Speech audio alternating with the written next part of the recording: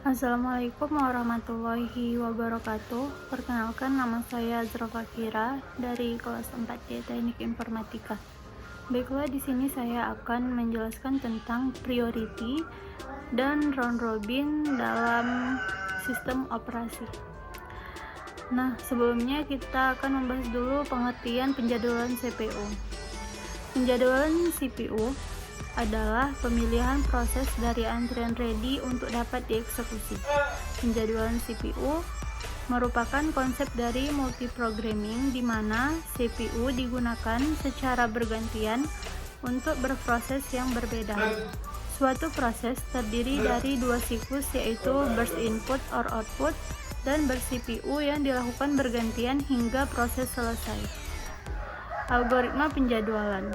Dalam penjadwalan CPU, terdapat masalah, yaitu memutuskan proses mana yang berada dalam antrian ready yang akan dialokasikan ke CPU. Ada beberapa algoritma penjadwalan CPU yang dipergunakan seperti berikut. Yang pertama yaitu first come first serve.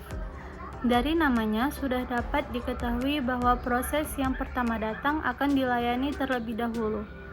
Dengan menggunakan algoritma ini, setiap proses yang berada pada status ready dimasukkan ke dalam antrian FIFO atau first in first out sesuai dengan waktu kedatangannya. Kelemahan dari FCFS adalah waiting time rata-ratanya cukup lama, kemudian terjadinya conveyor effect, sekumpulan proses yang menunggu lama. Nah, selanjutnya sort job first. Dengan algoritma SJF, maka setiap proses yang berada di antrian ready akan dieksekusi berdasarkan burst time terkecil. Hal ini menjadikan algoritma waiting time yang cukup singkat. Algoritma ini dapat dibagi menjadi dua konsep, yaitu preemptive dan non-preemptive. Nah, pada preemptive, jika terdapat proses yang sedang dieksekusi oleh CPU dan terdapat proses pada antrian ready yang burst time-nya lebih kecil daripada proses yang sedang dieksekusi, maka proses yang sedang dieksekusi oleh CPU akan digantikan oleh proses yang berada di antrian ready tadi. Selanjutnya, pada non-preemptive, jika CPU tidak mengizinkan proses yang terdapat pada antrian ready untuk menggeser proses yang sedang dieksekusi oleh CPU, meskipun proses yang baru tersebut memiliki burst time terkecil. Nah, berikut ini adalah contoh penjadwalan preemptive.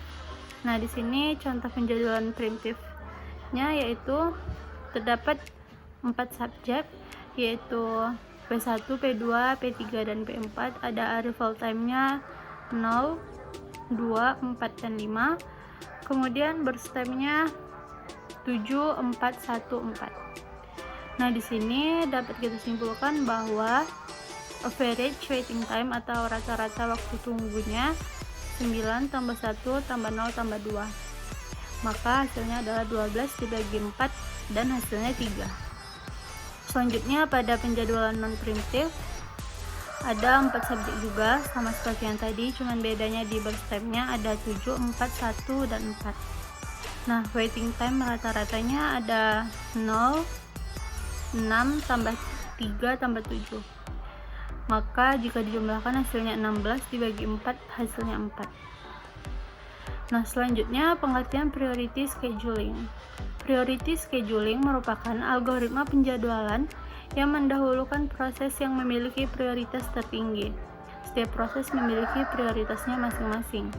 Prioritas tersebut dapat ditentukan oleh beberapa karakteristik, antara lain time limit, memory recruitment, access file, perbandingan antara input or output burst dengan CPU burst, dan tingkat kepentingan proses. Priority scheduling juga dapat dijalankan secara preemptive maupun non-preemptive. Pada preemptive, jika suatu proses yang baru datang memiliki prioritas yang lebih tinggi, maka prioritas lebih tinggi daripada proses yang sedang dijalankan, maka proses yang sedang berjalan tersebut dihentikan. Kemudian pada proses non-preemptive, proses yang baru datang tidak dapat mengganggu proses yang sedang dilakukan oleh priority schedulingnya. Nah, selanjutnya pengertian round robin, yaitu salah satu algoritma penjadwalan yang menggilir proses secara berurutan. Dalam algoritma ini, setiap proses akan mendapatkan waktu dari CPU yang kita sebut dengan time quantum.